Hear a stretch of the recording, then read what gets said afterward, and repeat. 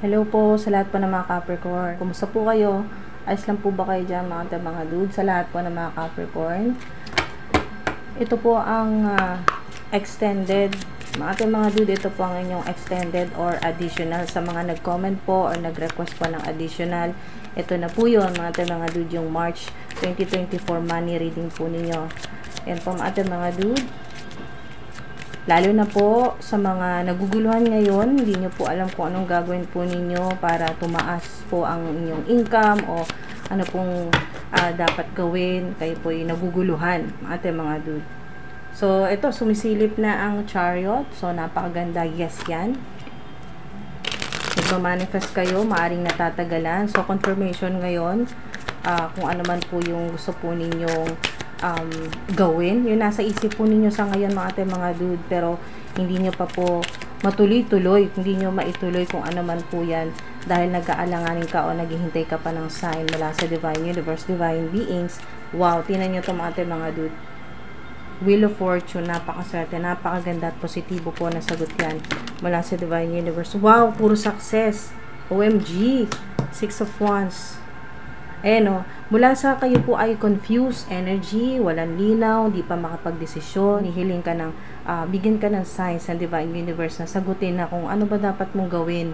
Ano yung gumugulo sa isip mo ngayon patungkol sa pera or sa kung ano man po yung ikinabubuhay po ninyo sa kasalukuyan, anong dapat gawin. Malamang makapagdesisyon ka na ngayon or bago matapos itong March kasi ito na yun, kung ano, kasi reverse na to, hindi ka na maguguluhan, magkakaroon ka talaga ng idea kung anong dapat mong gawin at makaka-receive ka ng mga signs. Ayan po, synchronicities o ano man po itong clarification na hinihingi mo mula sa Divine Universe kasi puro yes yan. Yes, yes, yes. Chariot, success yan. Talagang kung ano man yung pinaplano mo nasa isip mo ngayon. Pag Chariot, wala nang pag-aalinlangan, as in, itutuloy mo na talaga yan.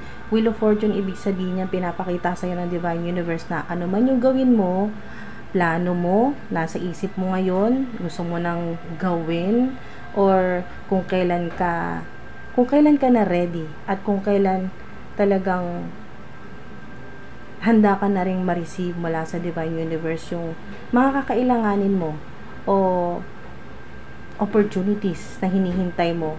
Napakaganda nito. Lalo na sa mga public influencer, public recognition ng Six of Wands, o sa ilan naman po na talagang sobrang tagal na ng paghihirap po ninyo sa career po ninyo, gusto mo nang magbago talaga, gusto mo nang matapos ang paghihirap sa trabaho or problema sa pera, ito na yon, matatapos na talaga. Wheel of Fortune ay sa'yo naman, papaboran Divine Universe, kung ano yung mga gusto mo, manifestation mo. Wheel of Fortune ay good fortune talaga yan, good karma mo yan. Yan po, sa pagtitiis, ganyan po mga dude, sa lahat ng sakripisyo. Kasi ang Six of Wands ay talagang dumaan sa matinding napakaraming labanan muna mga dude. Pwedeng sa spiritual at pati na rin po dito sa physical po na mundo mga dude. Basta yan po ay talagang matinding competition. So maari din na ang plano po ninyo sa kasalukuyan mga dude ay nagawin. Halimbawa lang po, bigyan ko po kayo ng example, sinasabi dito ng mga divine beings, so to speak, na sa ilan na gusto pong magsimula po ng content, ayan po, or online platform, pero naisip yun talagang napakatindi ng competition dahil napakarami na rin nauna at napakarami nila na gumagawa na rin ng ganon na gusto mong niche or content. Pero mga dude, unique ka, unique divine beings, powerful, at marami ka ring alam gawin na oo, kapareho lang ng niche pero iba yung sayo. At talagang pag ganito mga dude ay talagang sobrang magiging successful yan. Yan, mga dude, successful yan. You have strength in new beginnings, the cycle restarts. So napakaganda mga dude, congrats. So confirmation yan sa mga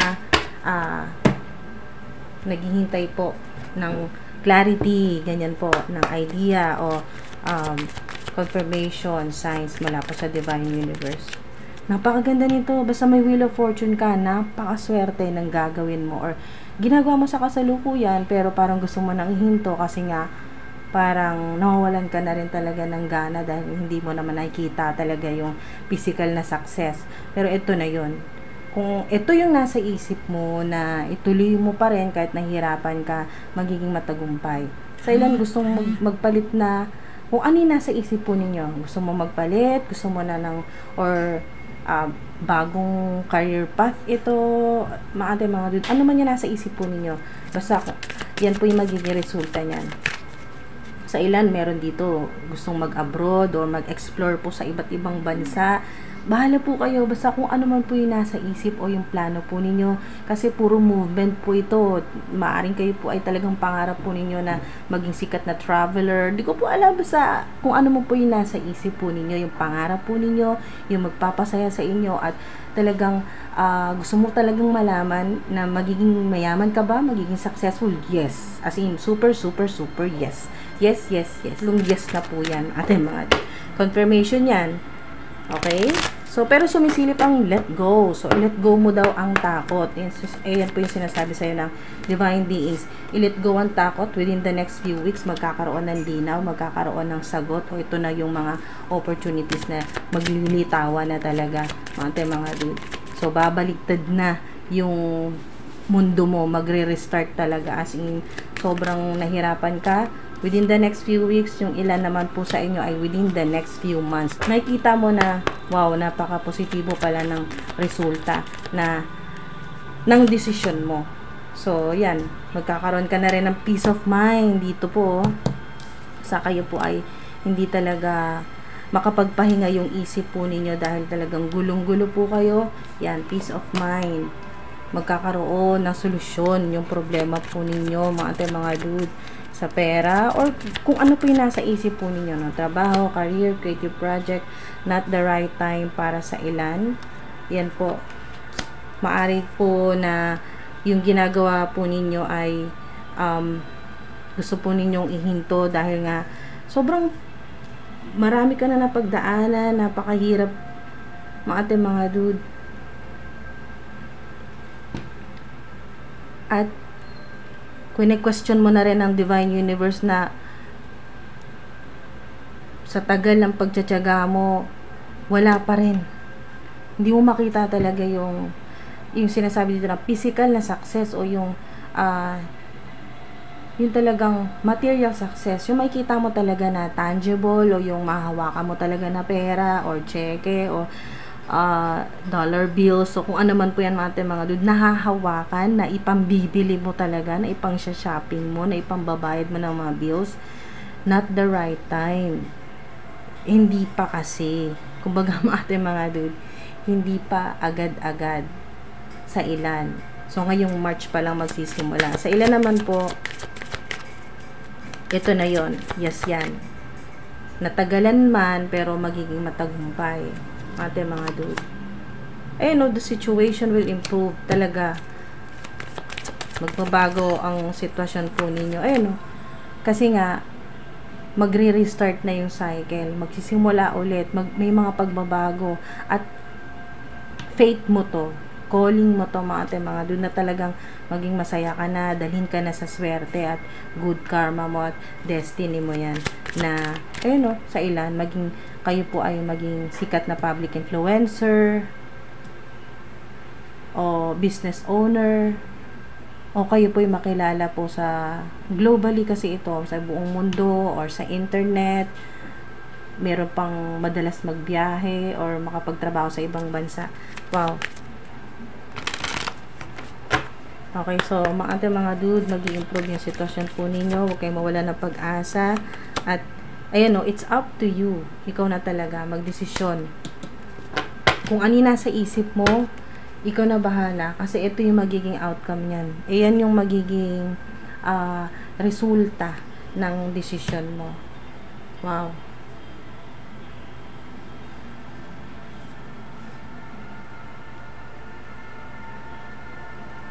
So, mga dude, may mga signs, synchronicities, panaginip, yan po, na talagang nagbabiyahe na po kayo or nasa ibang bansa na kayo.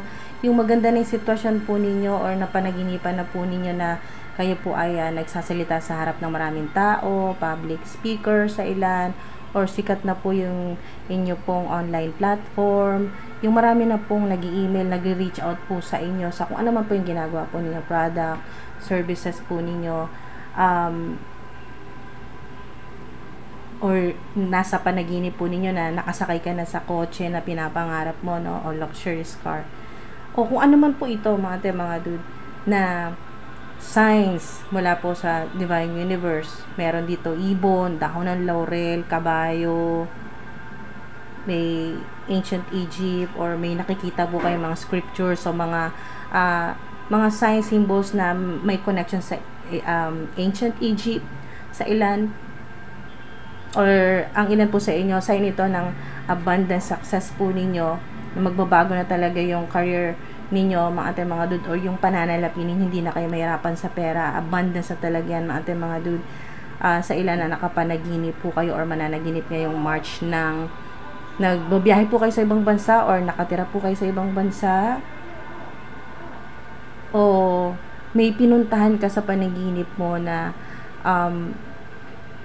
maaring sa ibang lugar po ito, ibang city o ibang bansa po ito, mga dude, na mangyayari din po yan sa physical realm, sa reality, ay mapupuntahan nyo rin po talaga yon, kasi may connection daw po yon. Sinasabi dito na may connection po sa inyo pong roots o sa inyo pong mga ancestors, na parang niyayaya ka nila ng mga ancestors mo na pasyalan, puntahan, o doon na tumira, doon na magtrabaho, depende sa'yo, kaya it's up to you. So, at least mapuntahan mo, makita mo ng physical, yung specific na country o yung city, basta mga lugar ito na malayo sa kung saan ka man ngayon nakatira or kung saan ka nagtatrabaho, mga dude. So, may connection din po sa ilan na 777, 101010, 111, 1111, 666 sa ilan, or 999, kasi sinasabi dito kabaligtaran ng 6999. So, mga dude, yan ay ilan lang sa mga signs, pero sobrang triple confirmation na ito, mga dude, na yes. Okay? Kung ano yung nasa isip mo, plano mo, yes yan, ituloy mo. Pero it's up to you talaga. It's up to you. Ikaw na bahala. At tutulungan ka naman sa kung ano yung mga gagawin mo. Gagabayan ka naman. Ginagabayan ka ng Divine Universe, ng mga ancestors mo. Kaya wala kang dapat ikatakot. At kung ano yung mga kailangan mo, pag ganito, mga dude, combination itong tatlong to, kung ano yung mga kailangan mo, isusupply yan sa'yo. Ibibigay yan sa'yo ng Divine Universe ng walang kahirap-hirap. Luck yan, o luck. L-U-C-K. Swerte po ninyo. At good karma nyo po yan. Mga dude. So, wala nang makakaagaw niyan sa inyo. Kasi destiny nyo po yan. Na talagang maging maayos na yung buhay po ninyo. Mag-improve ang sitwasyon. Makuha na po ninyo yung mga gusto po ninyo. Dumating na yung mga hinihintay po ninyo. Makarating na kayo sa kung saan nyo gustong pumunta, or kung saan talagang magiging matagumpay kayo at talagang kikita ng malaki at makakatulong sa mga gusto po ninyong tulungan.